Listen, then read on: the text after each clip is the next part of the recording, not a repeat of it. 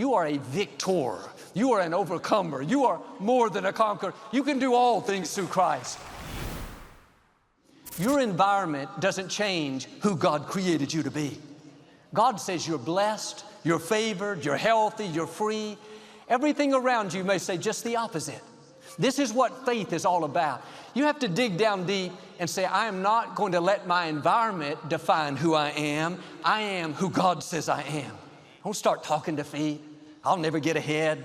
Nobody in my family is successful. My business is not going to make it. No, in the midst of that struggle, your attitude should be, I am blessed. I am the head and not the tail. My cup runs over. What I touch will prosper and succeed. Don't let the environment define who you are. The fact is, you are blessed whether you're in a great environment or whether you're in a limited environment. Don't take on a victim mentality. Don't let that bad break change your identity. You are a victor.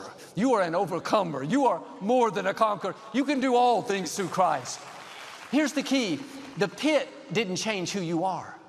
The environment didn't stop God's purpose for your life. Joseph was called to be the prince of Egypt. The fact is, he was a prince in a pit. That pit didn't change his calling. He was later put in prison for something he didn't do. He could have lost his identity. Thought, man, I'll never leave now. I'm not only a slave, I'm a prisoner. No, the environment didn't dictate his identity. He was a prince in the prison. He knew he was who God said he was, whether he was in the pit, in the prison, or in the palace. Like Joseph, we all have opportunities to lose who we really are. Go through a breakup, a divorce. Thoughts will start telling you, you're not valuable. You're not attractive. Nobody wants to be around you.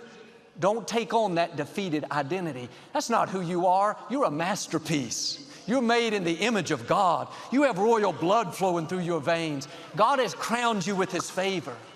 People don't determine who you are. They don't decide your worth and value.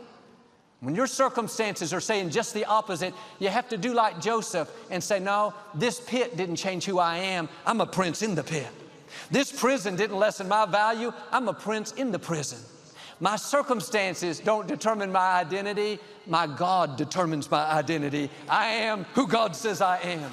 On the way to your destiny, there will be environments that contradict what God has for you. Circumstances that are just the opposite of what you know are in your heart. You know God is restoring health back to you, but the report says you're not going to get well. You know you're going to start that business, but no doors are opening. You know you're going to meet the right person, but there's no sign of it. It's tempting to let what's not happening define who you are. Now, don't get talked out of who you know you are. Don't let how long it's taking, what you didn't get, who left you, convince you to lower your standard. Give up on your dream and see yourself as limited, ordinary, not good enough. God's favor is on your life. He's called you for such a time as this.